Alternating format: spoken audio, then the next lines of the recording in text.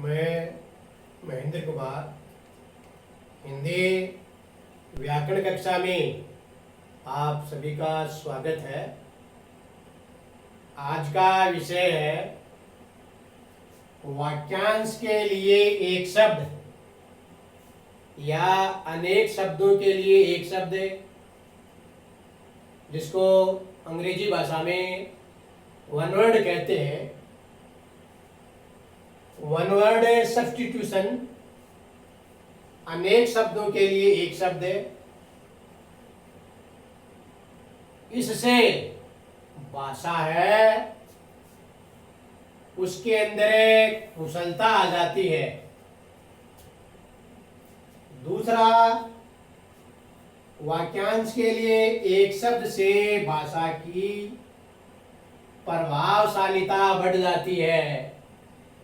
भाषा है वो असरदार, ताकतवर हो जाती है और अधिक बड़ी बात को कम शब्दों में प्रकट करने के लिए वन वर्डों का इस्तेमाल किया जाता है। भाषा का सौंदर्य बढ़ जाता है, अर्थात सुंदरता बढ़ जाती है और भाषा के अंदर कसावट आ जाती है। भाषा सुडौल व उसमें सुगढ़ता हो जाती है। इसके लिए व्याकरण के अंदर वाक्यांशों के लिए एक शब्द का बड़ा महत्व है। जैसे वह स्थान जहां धरती और आकाश अपन को मिले हुए दिखाई देते हैं, ये एक बड़ा वाक्य है। इसके लिए एक शब्द आएगा क्षितिज। जैसे अंग्रेजी में ये होते हैं one word, a man who can not see, एक आदमी जो देख नहीं सकता उसको बोलते हैं ब्लाइंड, अंधा। या a man who can not listen, एक आदमी जो सुन नहीं सकता उसको बोलेंगे डीफ, अर्थात बहरा। तो अधिक बड़ी बात को कम शब्दों में प्रकट करने के लिए इन शब्दों का बड़ा महत्व है। तो आज का ये वीडियो है, ये वाक्यांश के लिए एक शब्द केवल इच्छाओं पर आधारित होगा। ऐसा वीडियो शायद ही आज तक पहले कभी नहीं बना है। तो इस वीडियो को आप अंत तक पूरा देखना, देखकर लाइक एंड शेयर करना। यदि इस चैनल को सब्सक्राइब नहीं किया है तो अवश्य सब्सक्राइब करना। तो पहली है जीतने की इच्छा, इसको बोलेंगे जिज्ञासा। वध, मारने की इच्छा, उसको बोलते हैं जिघांसा। जीने की इच्छा, ये जिजीविषा। जानने या ज्ञान प्राप्त करने की इच्छा, इसको कहते हैं जिज्ञासा। त्याग करने की इच्छा, छोड़ने की इच्छा, उसको कहा जाता है जिहासा। हरण करने की इच्छा, इसका नाम है जिहीर्षा। हरण करने अर्थात चुराने की इच्छा। खाने की इच्छा, ये होता है बुभुक्षा। यश, बड़ाई की इच्छा, यह है बुभुषा। यह बुभुषा, यश की इच्छा और खाने की इच्छा, यह बुभुक्षा। मोक्ष की इच्छा, इसको बोलेंगे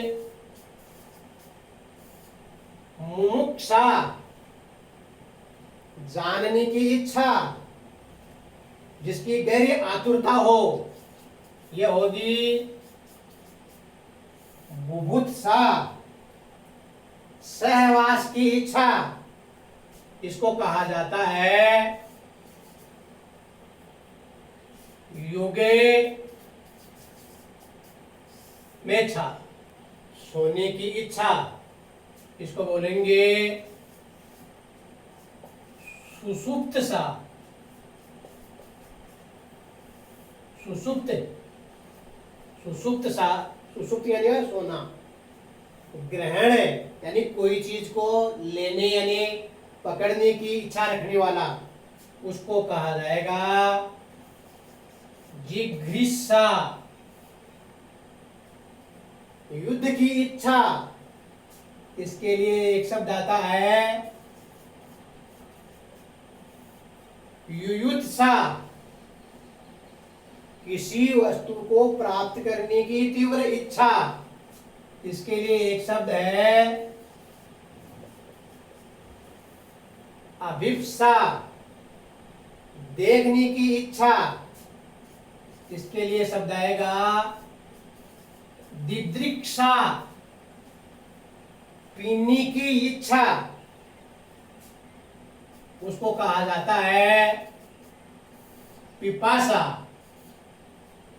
पानी की अर्थात प्राप्त करने की इच्छा, इसके लिए शब्द आता है लिप्सा, ज्ञान प्राप्त करने की इच्छा, इसके लिए शब्द आएगा ज्ञान पिपासा,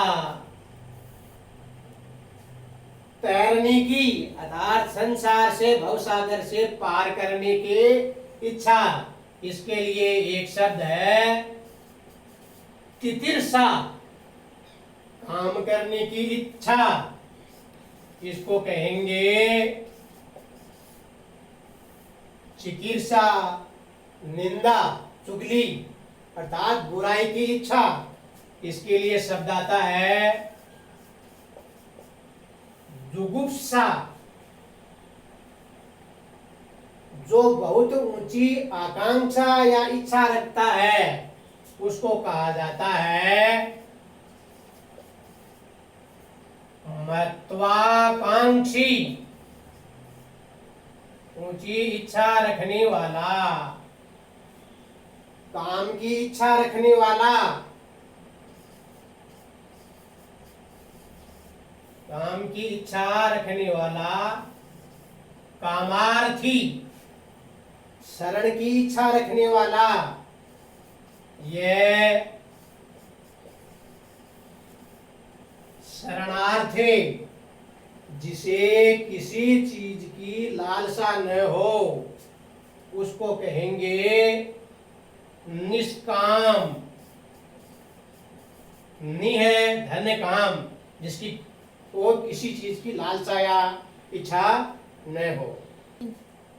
तो ये जितनी भी वाक्यांश के लिए एक शब्द इच्छाओं पर आधारित है आपको बताए, इनमें नीचे वाले 4 वाक्यांश के लिए एक शब्द को छोड़कर ऊपर वाली जितनी भी इच्छाएं हैं, इनके आप याद कर लेंगे तो आप एक तीर से 2 शिकार खेल सकते हैं।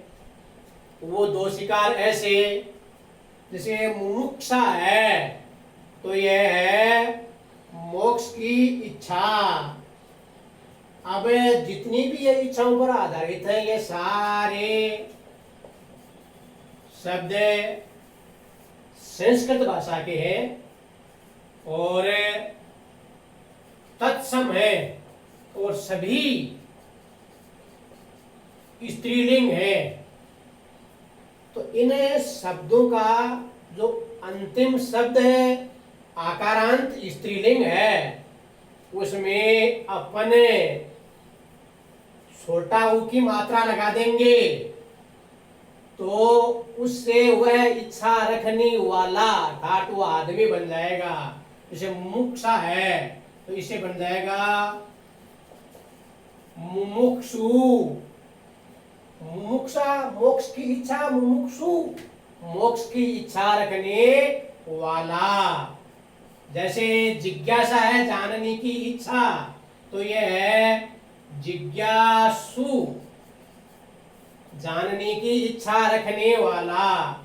जिहासा त्याग की इच्छा है, तो इससे बन जाएगा यह जिहासु, त्याग करने की इच्छा रखने वाला।